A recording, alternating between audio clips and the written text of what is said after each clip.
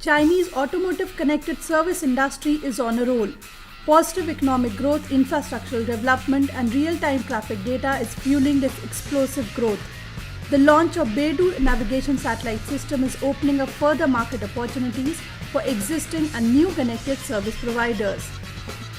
The analysis has found that the number of vehicles fitted with automotive telematics solutions is going to triple in next 5 years. It was 1.3 million units in 2014 and it is expected to reach 4.2 million by 2020. A partnership between Rolls-Royce and Inmarsat could soon make self-sailing ships a reality.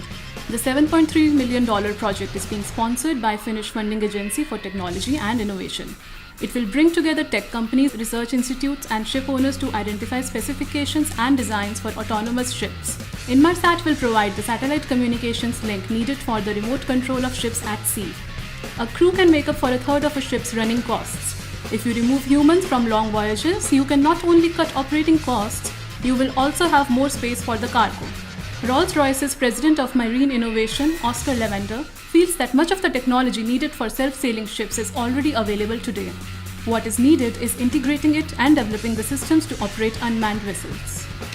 Wales scientist aims to discover secrets of a lost world.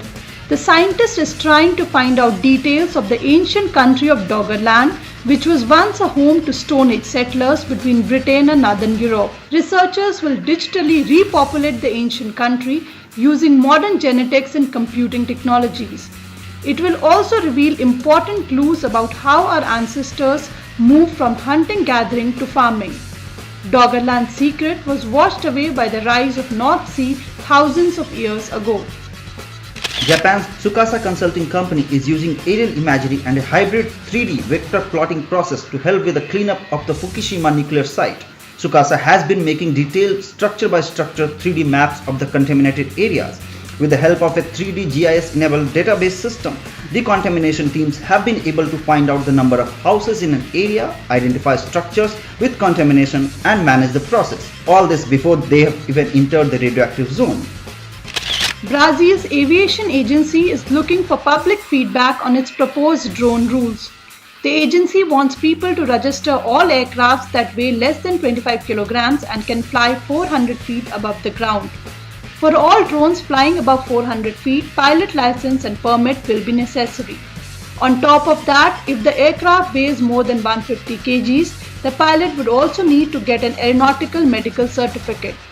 Public is free to submit their feedback till October 3rd.